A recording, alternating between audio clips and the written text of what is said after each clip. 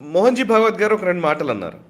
So, ఉద్యమం జేయడము, నిరసన తెలపడము అది ప్రాథమిక హక్కే. అది రాజ్యాంగం కల్పించినటువంటి హక్కు. నిరసన తెలపడము అది ఆహ్, యాంటీ నేషనల్ కాదు, దేశద్రోహం కాదు అని ఒక మాటన్నారాయన. అక్కడ కేసులు ఎందుకు పెట్టారో, ఏం చేశారో నాకు తెలీదు. అది పోలీసులకి అండ్ జెన్‌జీకి మధ్య ఏం జరిగింది అనేది నేను ఆ కేసుల వివరాల్లోకి నేను వెళ్ళలేకపోయాను. కానీ నేను జెన్‌జీ పక్షాన్నే ఉంటాను అని ఒక స్టేట్మెంట్ ఇచ్చారు. అండ్ ఇట్లా కొన్ని అంటే ఎల్‌జీబీటీక్యూ గురించి ఆయన మాట్లాడారు కొన్ని. అంటే బేసికల్లీ మోహన్‌జీ భాగవత్ గారు ఇచ్చినటువంటి సమాధానాలు అవన్నీ కూడా ఈరోజు జాతీయవాద శ్రేణుల్లో ఉన్న వాటికి రెజొనేట్ అయ్యే విధంగానే ఉందా? లేపోతే జెన్‌జీ దృష్టికోణంలో మనం ఆలోచించాలి కాబట్టి మనం ఇప్పుడు తప్పదు అని అనుకోవాలా? ఇప్పుడు ఎందుకంటే చాలామంది సార్ ఇప్పుడు ఇందులో డిసప్పాయింట్మెంట్ కూడా ఒక వైపు ఉంది. ప్రభుత్వం ఎందుకు ఫాస్ట్‌గా రియాక్ట్ అయిపోయింది? ఎందుకు ఇలా చేయలేకపోయింది? ఎందుకు అలా చేయలేకపోయిందని ఓవైపు ఒక సెగ్మెంట్ ఆఫ్ పీపుల్ అనుకుంటున్నారు. ఇంకొక వైపు అంటే ఈ పర్టికులర్ సిచ్యువేషన్‌లో మనం ఇలా మాట్లాడాల్సిందే, ఇంక తప్పదు. You have to change your self అనే ఒక ఒక మెసేజ్ కూడా ఈరోజు ప్రజల్లోకి వెళ్ళాలేమో. ఈవెన్ జాతీయవాద శ్రేణుల్లోకి వెళ్ళాలేమో. మీరు దీన్ని ఎట్లా రీడ్ చేస్తారు? సాయి గారు, ఒకటి ఉంది మన దగ్గర చెప్తారు కదా, పబ్లిక్ మెమరీ ఇస్ నొటోరియస్లీ షార్ట్ ఇండియాలో. మనం ఏం జరిగింది వారం తర్వాత 10 రోజుల తర్వాత ఏం జరిగిందని మర్చిపోతాం. మనం నవనిర్మాణ్ మూమెంట్ చూసిన జనరేషన్ మనం. అట్లీస్ట్ నేనైతే లాఠీచార్జ్ తిన్నాను రాజ్భవన్ దగ్గర. నాకు ఇప్పుడు కూడా గుర్తుంది జయప్రకాష్ నారాయణ గారిది నవనిర్మాణ్ మూమెంట్. అది పెద్ద ఒక మార్పు తీసుకురావడానికి ఒక ఛాన్స్ ఉండే అనమాట. దాని తర్వాత మండల్ అజిటేషన్ వచ్చినప్పుడు మీకు ఒక పేరు గుర్తుంటుంది సాయి గారు. దేర్ వాజ్ యంగ్స్టర్, ఆయన పెట్రోల్ పోసుకొని సూసైడ్ చేసుకున్నారు. అంటే ప్రొటెస్ట్ చేయడానికి చేస్తే ఆయన తర్వాత చనిపోయారు. గోస్వామి, రాజీవ్ గోస్వామి. సో ఆ పేరు మనం మర్చిపోయాం. వాళ్ళ ఫ్యామిలీకి ఒక్కడికే పోయింది, మిగతా ఎవరికి పోలేదు ఎక్కువ. Mandal agitation was again a movement with Gen Z తీసుకున్నారు. అప్పుడు ఆ టర్మ్ జెన్జీ అని లేదు. Actually Abhijit Dipke is not a Gen Z, ఆయన millennial actual, is 30 years old. So ఈ disqualifies from that part. Anyway that అది డిబేట్ పాయింట్, అది కాదు. ఈ యంగ్స్టర్స్ ఎందుకు రోడ్డు మీదకి వచ్చారు, అది ఫస్ట్ క్వశ్చన్ అనమాట. మన దగ్గర సాయి గారు bureaucracy is the biggest problem. నిన్న చూడండి 33,000 కోట్ల సిఏజీ పాయింట్అవుట్ చేస్తున్నారు, బిల్స్కి కంప్లీషన్ సర్టిఫికెట్ రాలేదు.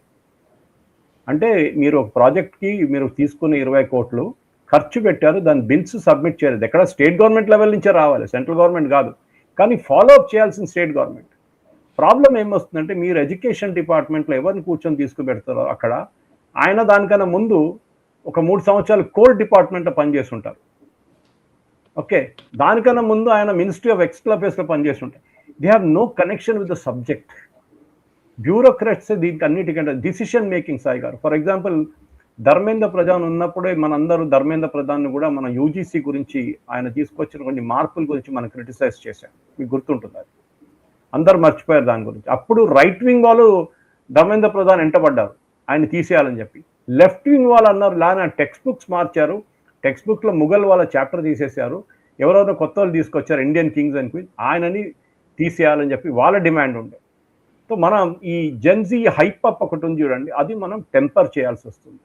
ఎందుకంటే 2 నెలలు 3 నెలలు 4 ఇప్పుడు పెద్ద ఎలక్షన్ ఏం లేవు. ఒక యూపీ ఎలక్షన్ ఒకటి ఉంది, అక్కడ it's a different kind of politics. మనం దాని గురించి కూడా మాట్లాడాలి actually. So it's a different kind of politics యూపీలో. మనం క్యాస్ట్ కానీ, క్యాస్ట్ ఈక్వేషన్స్ కానీ, బ్రాహ్మిన్స్ కానీ, బ్యాక్వర్డ్ క్లాస్ కానీ, ఓబీసీస్ కానీ అక్కడ అదే నడుస్తుంది అనమాట, బీహార్ లాగానే. కానీ మనం ఇప్పుడు రావాల్సిన 2029 లోక్సభ ఎలక్షన్ ఒక ముందు పెట్టుకొని చూస్తే బీజేపీ ఒక వాళ్ళ ఏంటి స్ట్రాటజీ ఏమి ఉండాలంటే, వాళ్ళ దగ్గర ఉన్న యంగ్స్టర్స్, స్వయం సేవకులు ఆర్ఎస్ఎస్ నుంచి బీజేపీ వైపు నుంచి ఉన్న కార్యకర్తలు, వాళ్ళని మీరు ఒక ఇన్ఫర్మేషన్ బ్యాంక్గా తయారు చేయాలి. They should have everything with them. A question అడిగినా కానీ వాళ్ళు జవాబు ఇవ్వడానికి రెడీగా ఉండాలి.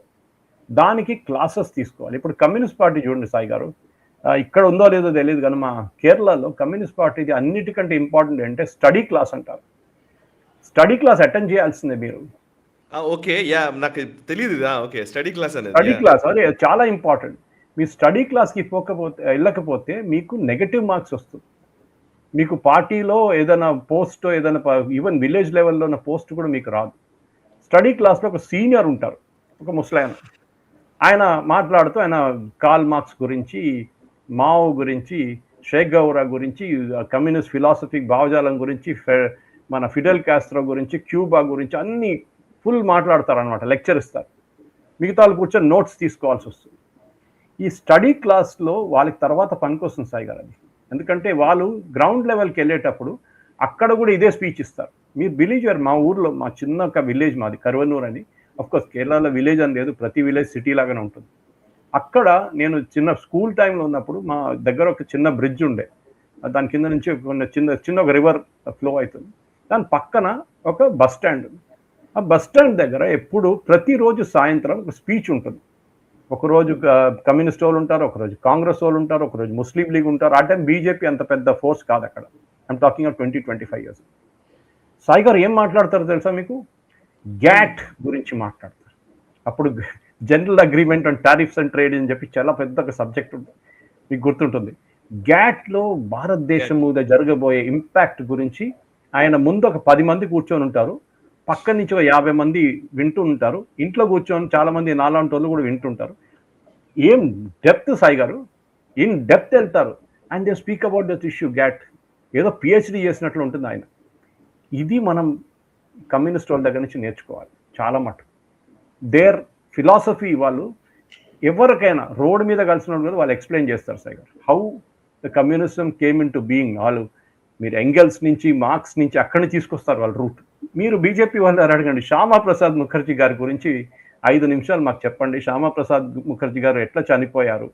ఓకే, దీన్ దయాళ్ ఉపాధ్యాయ గారు ఇంటెగ్రల్ హ్యూమనిజం గురించి ఒక 10 సెంటెన్స్లు చెప్పమంటే I think most of our so called BJP right wing వాళ్ళు చెప్పలేకపోతారు Sai garu. Maybe there are exceptions. ఎందుకంటే మీ పార్టీ ఫిలాసఫీ మీరు అర్థం చేసుకోలేనప్పుడు మీరు 10 మందికి ఎట్లా చెప్తారు దాని గురించి? And this is where Gen Z is asking for answer. So called Gen Z, నేను I don't call them Gen Z, I call them youngsters. నేను కాలేజ్కి వెళ్ళినప్పుడు, ఎన్నో కాలేజ్కి వెళ్తుంటాను, మీరు కూడా వెళ్తుంటారు చూడండి, కాలేజ్కి వెళ్ళి మాట్లాడుతున్నప్పుడు దే ఆర్ ఇంప్రెషనబుల్ మైండ్స్. అక్కడే ఉస్మానియా యూనివర్సిటీలో పీడిఎస్యు కానీ ఆర్ఎస్యు కానీ, నేను స్కూల్లో చదువుకుంటున్న టైంలో, మోడల్ స్కూల్లో చదువుకుంటున్న టైంలో 70s, 80s వాళ్ళు డామినేట్ చేశారు. నక్సలిజం వచ్చింది ఉస్మానియా యూనివర్సిటీ నుంచి, కాకతీయ నుంచి. చదువుకున్న మంచి బ్రిలియంట్ యంగ్స్టర్స్ని వాళ్ళ కబ్జాలో చేసుకున్నారు. ఎట్లా? They were able to explain the philosophy. ఎందుకు నువ్వు తుపాకీ పట్టుకోవాలి, why do you have to pick up the gun? దానికి క్లాస్ ఎనిమీస్ కానీ బూర్జ్వాస్ కానీ ఇదన్నీ ఎక్స్ప్లెయిన్ చేస్తారు. జమీందారీ సిస్టమ్ నుంచి వాళ్ళు స్టార్ట్ చేస్తారు. ఇక్కడే సాయి గారు now BJP is making effort. మొన్న బాంబేలో పోస్టర్ ఒకటి చూసుంటారు మీరు, బిల్ బోర్డ్ పోస్టర్స్ పెట్టారు. Okay, both Gen Z and PM, I don't March behind anti prime minister slogans అని చెప్పి ఒక పోస్టర్ పెట్టారు. మోదీ గారు హాఫ్ సైడ్లో, ఇంకొక హాఫ్లో యంగ్స్టర్. Creatively good. ఎందుకంటే ఇప్పుడున్న జనరేషన్కి సాయి గారు మీమ్స్ పనికి వస్తుంది, వాళ్ళకి ఏఐ జనరేటెడ్ ఇమేజెస్ కూడా ఓకే విత్ దెమ్.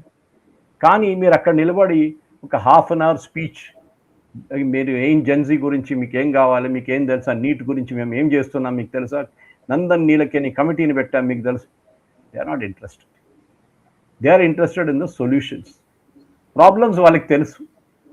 అది మీరు ఏ యంగ్స్టర్ దగ్గరైనా ఒక 17-18-year-old 19-year-old మాట్లాడితే వాళ్ళు అంటారు, give me the ending first, then మనం డిసైడ్ చేస్తాం మీతో మాట్లాడాలన్నా వద్దా అనేది.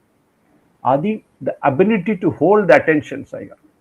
మీరు 10 నిమిషాలు మాట్లాడితే కూడా యంగ్స్టర్స్ 10 మంది మీరు ముందు ఉంటే వాళ్ళ అటెన్షన్ హోల్డ్ చేయడానికి మీకు ఇంపాక్ట్ ఉంది. మన విజయవాడకి వెళ్ళి నేను స్కూల్ ఆఫ్ ప్లానింగ్ అండ్ ఆర్కిటెక్చర్లో సప్త సింధువులో ఒక చిన్న టాక్ ఇచ్చాను, 10 నిమిషాలే. దాంట్లో నాతో ఇంగ్లీష్లో మాట్లాడిపించారు, తమిళ్లో మాట్లాడిపించారు, మలయాళంలో మాట్లాడమన్నారు, తెలుగులో మాట్లాడిపించారు. సౌత్ ఇండియా నుంచి అందరు వచ్చారు, డెలిగేట్స్ వచ్చారు చాలామంది. అది స్పీచ్ ఇచ్చినాక లంచ్కి వెళ్తున్నప్పుడు కొంతమంది యంగ్స్టర్స్ నా దగ్గర వచ్చి, youngsters I mean this is so called Gen Z, వచ్చి నన్ను సురేష్ గారు చాలా బాగా మాట్లాడారండి sir, you spoke really well sir. I said thank you sir. How do I learn to speak like this? Content గురించి కాదు, how do I learn to speak like this? Sai garu మనం address చేయాల్సింది ఈ ఆడియన్స్. సాయి గారు, దిస్ ఇస్ ఆడియన్స్. వాళ్ళు మమ్మల్ని మీరు ఇచ్చిన టాక్కి, నేను ఇచ్చిన టాక్కి, రాక సుధాకర్ కానీ, గిరిధర్ మామిడి గారు కానీ, ఈ టాక్స్ వాళ్ళు గుర్తుపెట్టుకుంటారు. అది మనం చేయాల్సిన పని. And this is what I think Sarsanghchalakji has started.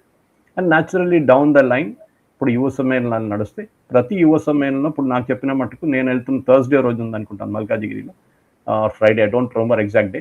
ఆ రోజు 1500 యంగ్స్టర్స్ వస్తారంట. 1500 యంగ్స్టర్స్ టార్గెట్ పెట్టుకుని మీరు దాన్ని మల్టిప్లై చేయండి సాయి గారు. కరెక్ట్. ఒక 10 యువ సమ్మేళనాలు సిటీలో నడిస్తే you have covered something like 15,000 students. Then city wise village wise తీసుకెళ్తే యూ కవర్డ్ మోస్ట్ దమ్. ఈ ప్రాబ్లం ఎందుకు వచ్చిందంటే ఒక కమ్యూనికేషన్ గ్యాప్ జరిగింది నాకు. అక్కడ కూడా నేను differ with the selection of ministers. మీరు ఆ రోజు జేపీ నడ్డా బదులు if you had sent Chirag Paswan, ఎందుకంటే చిరాగ్ పాస్వాన్ డిసిషన్ తీసుకోలేరు, జేపీ నడ్డా గారు డిసిషన్ తీసుకోలేరు. They will have to go back and check with high command and come back and give answer. Modi ఉండొచ్చు, అమిత్ షా ఉండొచ్చు, ఎవరైనా ఉండొచ్చు. చిరాగ్ పాస్వాన్, బాన్సురి స్వరాజ్ లాంటి వాళ్ళు పంపిస్తే the impact would have been different. సాయిగారు మీకు గుర్తుంటుంది ఒక టైంలో BJP spokesperson Sushma Swaraj, Arun Jaitley, Pramod Mahajan, వీళ్ళు they could even though they were not technically youngsters, వాళ్ళ ఏబీవీపీ నుంచి వచ్చిన క్రౌడ్ అది, వాళ్ళు అటెన్షన్ హోల్డ్ చేయగలరు, మాట్లాడగలరు. అది ఇప్పుడున్న లీడర్స్కి ఆ కెపాసిటీ లేదు సాయిగా. ఉన్న ఒక షహజాద్ పూనా వాళ్ళ పార్టీ నుంచి వెళ్ళిపోయాడు, అది what are the issue regarding, కానీ అది వాళ్ళు చేయలేకపోతున్నారు. ఇప్పుడు కూడా సుధాంశు త్రివేది కానీ ఇట్లాంటి వాళ్ళు they have trying to hold attention. చేయలే. ఆనంద్ రంగనాథన్, అభిజిత్ అయ్యర్ మిత్రా ఇట్లాంటి వాళ్ళు they do a better job actually.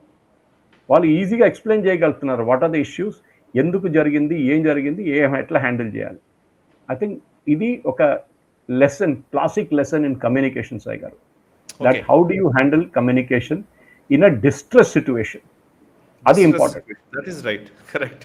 ఈ వీడియో మీకు నచ్చినట్టయితే లైక్ చేయండి, 10 మందికి షేర్ చేయండి, అలాగే కామెంట్ల రూపంలో మీ అభిప్రాయాలను మాతో పంచుకోండి. Nationalist hub group of channels ను సబ్స్క్రైబ్ చేసుకుని తెలుగునాట జాతీయవాద జర్నలిజాన్ని ప్రోత్సహించండి. ఈ వీడియో కింద ఉన్న బెల్ ఐకాన్ పై క్లిక్ చేయడం మర్చిపోవద్దు.